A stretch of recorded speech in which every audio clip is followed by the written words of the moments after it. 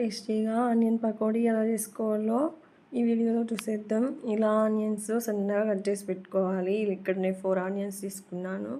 ఇలా సన్నగా కట్ చేసుకుంటున్నాను. ఎంత క్వాంటిటీ కావాలో అన్ని ఆనియన్స్ తీసుకోవాలి. ఇలా మొత్తం కట్ చేసుకున్న వాటిని ఇలా ఒక బౌల్లో వేసేసుకొని కొంచెం అల్లం తీసుకొని అల్లాన్ని కూడా ఇలా సన్నగా కట్ చేసేసుకోవాలి. ఇలా కట్ చేసుకున్న అల్లాన్ని ఈ ఆనియన్స్లో వేసేసి మొత్తం మిక్స్ చేసేసుకోవాలి. తర్వాత కొంచెం సాల్ట్, ఇక్కడ నేను రెడ్ చిల్లీ పౌడర్ వాడుతున్నాను. కావాలంటే ఎవరైనా మిర్చి వేసుకోవచ్చు. ఇలా మొత్తం బ్రష్ చేసుకోవాలి. ఇలా ఆనియన్స్ మొత్తం బ్రష్ చేసుకుంటే వాటర్ వచ్చేస్తాయి. ఎక్కువ వాటర్ అయితే అవసరం లేదు, వాటర్ కూడా వేయాల్సిన అవసరం లేదు. కావాలంటే వేసుకోండి. ఇలా కొంచెం జీలకర్ర, కొంచెం కరివేపాకు, ఇలా కొంచెం శనగపిండి వేసుకొని ఇలా మొత్తం మిక్స్ చేసుకోవాలి. ఇక్కడ నేను 2 కప్స్ శనగపిండి తీసుకున్నాను. ఇలా మొత్తం మిక్స్ చేసుకోవాలి. కొంచెం వాటర్ కావాలి నాకు, సో నేను కొంచెం వాటర్ యాడ్ చేసుకున్నా. 2 స్పూన్స్ సరిపోతాయి వాటర్.